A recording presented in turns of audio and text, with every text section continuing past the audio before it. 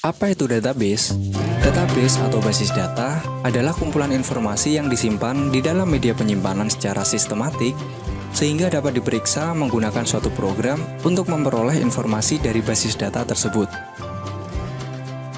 Database adalah representasi kumpulan fakta yang saling berhubungan dan disimpan secara bersama sedemikian rupa tanpa pengulangan atau redundansi yang tidak perlu untuk memenuhi berbagai kebutuhan. Di dalam sebuah database terdapat objek yang bernama tabel. Bisa saja di dalam sebuah database terdapat beberapa tabel. Contohnya, ketika kita memiliki database dengan nama DB sekolah, maka kita bisa membuat tabel data siswa, data guru, atau data yang lainnya sesuai dengan konsep database yang diinginkan. Ada beberapa hal mendasar yang perlu kita pahami ketika kita akan memulai belajar tentang database. Di antaranya adalah DBMS, entitas, atribut, tuple atau record, data value, kunci atau key, dan juga relasi.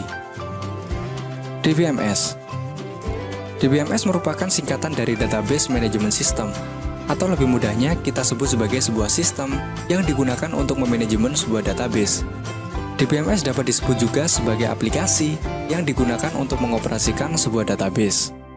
Contoh dari DBMS diantaranya adalah MySQL, PostgreSQL, MongoDB, Oracle, dan masih banyak lagi.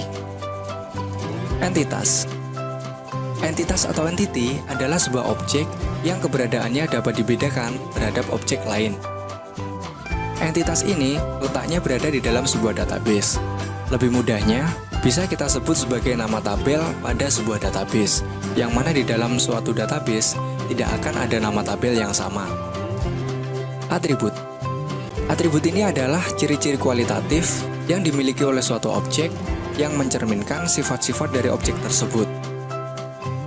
Atribut ini berada di dalam sebuah entitas. Sebagai contoh, apabila kita memiliki entitas atau tabel dengan nama TB siswa, maka kita dapat memberikan atribut ID siswa, nama siswa, umur siswa, dan sebagainya. Tuple atau record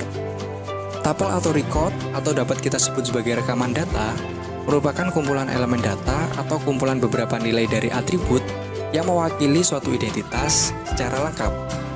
Lebih mudahnya, sebuah tuple atau record berisi beberapa data yang memuat seluruh nilai dari atribut yang ada pada suatu identitas. Contohnya, pada entitas TB siswa terdapat 3 buah atribut, yaitu ID siswa, nama siswa, dan kelas. Salah satu tuple atau record pada entitas tersebut adalah ID siswa SIS01 yang memiliki nama siswa Alexander Kurniawan dan juga kelas 10 IPA 1. Itu adalah contoh dari tuple atau record. Data value merupakan nilai data yang ikut mempresentasikan deskripsi dari suatu objek. Data value seringkali disamakan dengan data yang ada di dalam sebuah sel pada Microsoft Excel. Kunci atau key merupakan suatu atribut yang unik yang dapat digunakan untuk membedakan suatu entitas dengan entitas yang lainnya dalam suatu himpunan entitas. Kunci atau key ini memiliki beberapa macam. Di antaranya adalah primary key dan foreign key. Primary key atau kunci primer adalah suatu atribut yang tidak hanya mengidentifikasikan secara unik suatu kejadian spesifik, tapi juga dapat mewakili setiap kejadian dalam suatu entitas. Sebagai contoh, pada studi kasus data siswa, apabila kita tidak memiliki primary key atau kunci primer pada suatu entitas, maka dapat dipastikan dalam sebuah data siswa ada beberapa siswa yang memiliki nama yang sama, dan ketika kita ingin mencari spesifik dari data tersebut, maka kita tidak akan menentukan dan tidak dapat membedakan antara data satu dengan data yang lainnya. Dengan demikian, kita membutuhkan sebuah atribut yang unik dan dapat kita gunakan sebagai pembeda antara data satu dan data yang lainnya. Foreign key atau kunci tamu. Foreign key atau kunci tamu merupakan primary key dari tabel lainnya yang terdapat di tabel saat ini. Relasi ini juga merupakan hal penting yang harus kita ketahui di dalam sebuah database. Relasi merupakan hubungan antara suatu entitas dengan entitas lainnya, atau dapat kita sebut sebagai hubungan antar tabel dalam sebuah database. Sebagai contoh, ketika kita memiliki dua buah entitas, yang pertama itu adalah entitas dengan nama TB siswa, dan entitas yang kedua kita kasih nama TB presensi. Di dalam entitas pertama yaitu TB siswa, terdapat beberapa atribut yang mana akan mendeskripsikan data siswa dalam TB siswa. Setiap siswa yang berada di dalam TB siswa akan memiliki presensi masing-masing dan presensi tersebut akan disimpan di TB presensi.